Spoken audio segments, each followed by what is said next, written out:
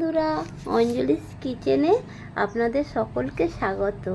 আমি আজকে করে দেখাবো বন্ধুরা, ওল ডাঁটা দিয়ে আর ওই ছোটো ইলিশের মাথা দিয়ে একটা ঘন্ট। প্রথমে ওল ডাঁটাটা কেটে ভালো করে লবণ টবণ মাখিয়ে নিলাম। মাখিয়ে নিয়ে রেখে দিলাম। লবণটা দিলাম কেননা ওই ওল ডাঁটাটা বন্ধুরা নরম হয়ে যাবে তাড়াতাড়ি। তারপর কড়াই বসিয়ে সরিষার তেল দিলাম। সরিষার তেলটা যাতে গরম হওয়ার পরেই একটু শুকনো লঙ্কা ফাটিয়ে দিলাম। শুকনো লঙ্কার পরিমাণটা একটু বন্ধুরা বেশিই দিলাম, বেশ খেতে ভালো লাগে সেই জন্য। তারপর শুকনো লঙ্কাটা ভাজা ভাজা হতে থাকলে কিছু কুচানো রসুন দিয়ে দিলাম। রসুনের পরিমাণটা একটু বেশি দিলাম কেননা স্বাদটা দ্বিগুণ হয়। তারপরে দিয়ে দিলাম বন্ধুরা কোচানো পেঁয়াজ। কোচানো পেঁয়াজটা দিয়ে খুন্তি দিয়ে বেশ করে ভালো করে ওই রসুনের সাথে মিশিয়ে দিচ্ছি। মিশিয়ে দিয়ে একটু লাল লাল হবে বন্ধুরা, পেঁয়াজের গন্ধটাও ভালোভাবে বেরোবে, ভাজা ভাজা গন্ধ খুব সুন্দর লাগে। তারপরে দিয়ে দিলাম সেই যে ওল ডাঁটা লবণ দিয়ে মেখে রেখেছিলাম, ওল ডাঁটাটা ভাজা পেঁয়াজের মধ্যে দিয়ে দিলাম। তারপরে খুন্তি দিয়ে ভালো করে নেড়ে চেড়ে ভাজা পেঁয়াজের সাথে ওল ডাঁটাটা এইভাবে মিশিয়ে দিচ্ছি বন্ধুরা। দেখুন বন্ধুরা কীরকম ভাজা ভাজা হয়ে এসেছে। এইভাবেই বারে বারে নেড়ে চেড়ে ওল ডাঁটাটা ভাজতে হবে। তারপরে দিয়ে দিলাম লম্বা লম্বা করে কেটে রাখা আলু। সেই একইভাবে আলুটাও ওল ডাঁটার মধ্যে দিয়ে ভালো করে নেড়ে চেড়ে ভাজা ভাজা করতে হবে বন্ধুরা। যে কোনো তরকারি যত ভালো কষাবেন তত ভালো হবে। এরপরে দিয়ে দিলাম হলুদ গুঁড়ো। হলুদ গুঁড়ো দিয়ে ভালো করে নেড়ে চেড়ে ভালো করে মিশিয়ে নিতে হবে। এইভাবে মিশিয়ে নিয়ে একটু মশলাটাও ভাজা ভাজা করতে হবে। তারপরে দিয়ে দিলাম লঙ্কার গুঁড়ো।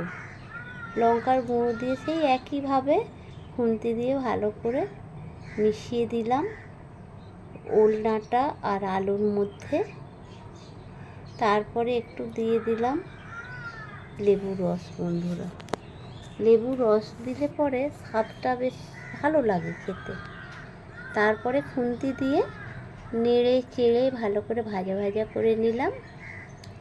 ভাজা ভাজা করে নিয়ে বন্ধুরা এর মধ্যে দিয়ে দেবো গরম করে রেখেছিলাম গরম জল। গরম জল ভালো করে দিয়ে দিলাম যাতে করে আলু আর ওল ডাঁটাটা সুসিদ্ধ হয়ে যায়। তারপরে খুন্তি দিয়ে ভালো করে নেড়ে চেড়ে মিশিয়ে নিলাম। দেখুন বন্ধুরা কি সুন্দর ফুটে উঠেছে তরকারিটা।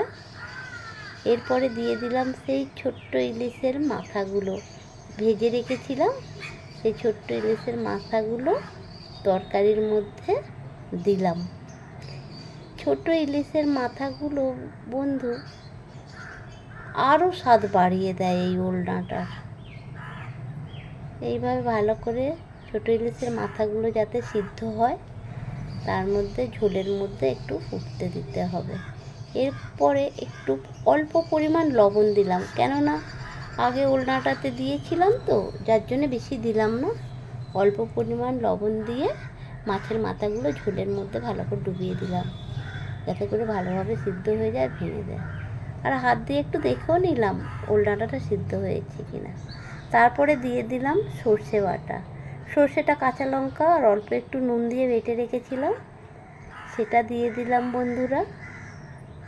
তারপরে এই সর্ষে বাটাটা তরকারির সাথে ভালো করে খুন্তি দিয়ে এইভাবে মিশিয়ে নিলাম বন্ধুরা। ভালোভাবে যাতে মিশে যায় আর মাছের মাথাগুলো ভেঙে যায় সেই জন্য খুন্তি দিয়ে বারে বারে নেড়ে চেড়ে এইভাবে মিশিয়ে নিলাম। আর তরকারিটা একটু শুকনো শুকনো করব তো, যার জন্য জলটা যাতে শুকিয়ে যায় সেইভাবে খুন্তি দিয়ে নেড়ে চেড়ে নিচ্ছি বন্ধুরা। দেখুন বন্ধুরা কত সুন্দর শুকিয়ে এসেছে তরকারিটা। মোটামুটি আমার তরকারি রেডি বন্ধুরা। তারপর প্লেটে স্টাফ করে নিলাম। দেখুন বন্ধুরা কত সুন্দর হয়েছে ছোট্ট ইলিশ মাছের মাথা দিয়ে ঘন্টটা।